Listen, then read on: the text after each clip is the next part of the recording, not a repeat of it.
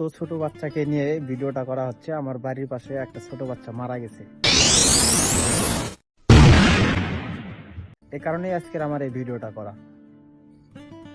কথা হলো, আজকে জানুয়ারি মাসের 5 তারিখ 2026 সালে আমার বাড়ির পাশে একটা ছোট বাচ্চা মারা গেছে পুকুরে পড়ে।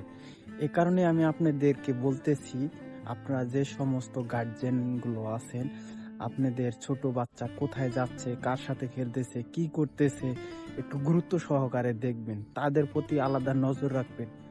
কারণ আপনারা যতটা গুরুত্ব দিবেন ততটুকুই আপনাদের ছোট বাচ্চাগুলো, বাবুগুলো সেফটি ভাবে থাকবে।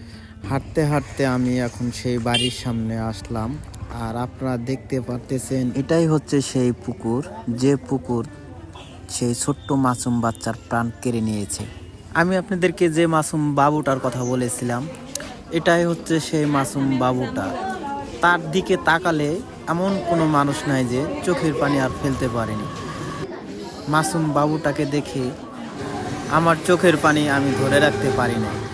তার কিছুক্ষণ পরে থানা থেকে ইনকোয়ারি করার জন্য 2জন পুলিশ আসছে। আমি আপনাদেরকে আবারও দেখিয়ে দিতে চাচ্ছি, এটাই সেই পুকুর।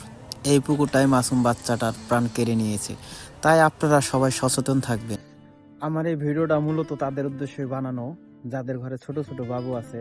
আপনারা সবাই গার্জিয়ান পক্ষ থেকে তাদেরকে একটু মানে খুবই দেখে রাখবেন, যেন এরকম পুকুর তাদের জীবন আর কোনোদিন না কেড়ে নেয়।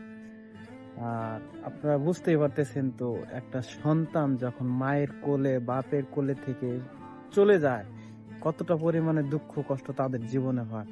তাই আমি আপনাদের কাছে বিনীতভাবে অনুরোধ করতেছি, আপনাদের সন্তান কোথায় যাচ্ছে, কি করতেছে, কার সাথে মিশতেছে, সেই বিষয়টার প্রতি আপনারা একটু নজর রাখবেন। আর আমার এই ভিডিওটা আমি এখানে শেষ করতেছি। ভালো থাকবেন সবাই, সুস্থ থাকবেন। আল্লাহ হাফেজ।